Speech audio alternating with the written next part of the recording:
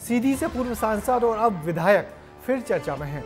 इस बार उन्होंने स्वास्थ्य मंत्री राजेंद्र शुक्ला से अपने सरकारी अस्पताल में डॉक्टरों की कमी को लेकर सदन में गंभीर सवाल उठाए। डॉक्टरों की कमी सरकार की दुखती रग है, जिसे बार बार सरकार छिपाती है और रीति पाठक सरीकी वरिष्ठ विधायक इसे उठाकर नया विवाद छिड़ देती हैं। क्यों है दोनों जनप्रतिनिधियों के बीच ये तनातनी, इस रिपोर्ट में देखिए।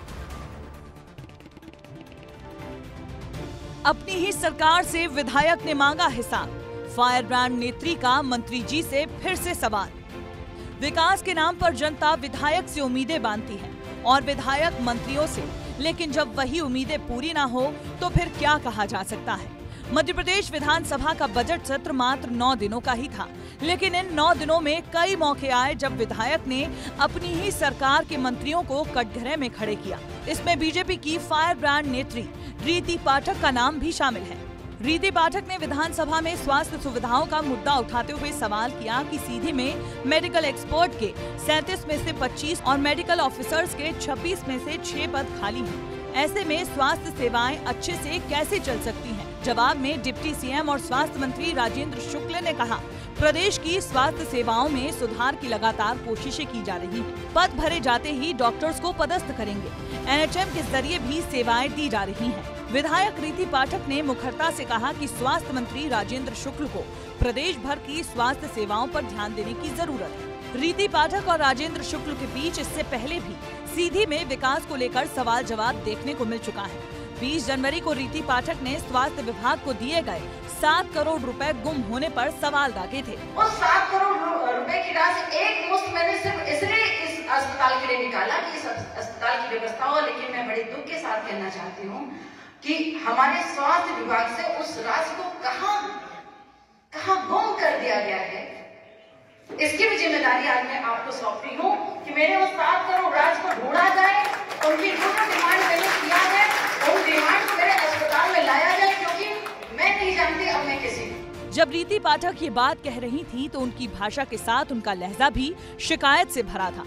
अब यही बहस क्षेत्र से निकलकर विधानसभा तक देखने को मिली है। सीधी विधानसभा पूरे सीधी जिले का हेडक्वार्टर का विधानसभा है, इसलिए इसकी जिम्मेदारी के नाते ये मेरा दायित्व है कि मैं लगातार बार निरंतर सीधी के विकसित होने का मुद्दा उठाती रहूं। और आज स्वास्थ्य मंत्री से मेरा विषय था कि सीधी जिले का चिकित्सालय सभी सुविधाओं के से युक्त हो, जो उनकी वहाँ की व्यवस्थाएं हैं वो ठीक हों, बेहतर हों। हालांकि स्वास्थ्य मंत्री डिप्टी सीएम राजेंद्र शुक्ल ने भी विधायक रीति पाठक के सवालों का जवाब देते हुए कहा कि प्रदेश की स्वास्थ्य सेवाओं में सुधार की लगातार कोशिशें की जा रही हैं। लेकिन वो सवाल जो किया उसमें कोई गलत नहीं था। अपने क्षेत्र के विकास के लिए ही तो जनता ने उनको चुना है, तो इसलिए वो सवाल जब उठाते हैं तो उसमें पता नहीं क्यों आप लोग उसको दूसरे तरीके से देखते हैं, हम लोग उसको बड़े पॉजिटिव तरीके से देखते हैं। दरअसल रीति पाठक के सवालों के पीछे जिले में डॉक्टरों की भारी कमी एक बड़ी वजह है। प्रदेश में 3725 के करीब डॉक्टरों के पद हैं, जिनमें से 2374 पद तो रिक्त हैं। इनमें भी 506 विशेषज्ञ डॉक्टर ही मिलते हैं।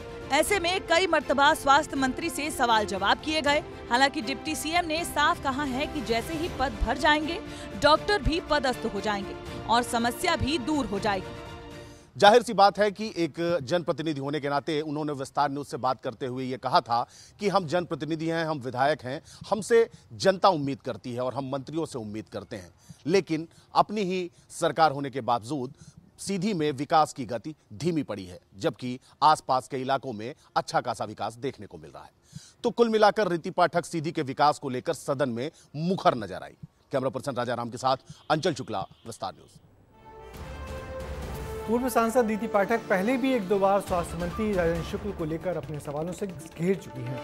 सदन में आज के सवाल को भी स्वास्थ्य मंत्री राजेंद्र शुक्ला और रीति पाठक की विंध्य की राजनीति में 2 प्रतिस्पर्धी नेताओं के बीच चल रही खींचतान के तौर पर देखा जा रहा है।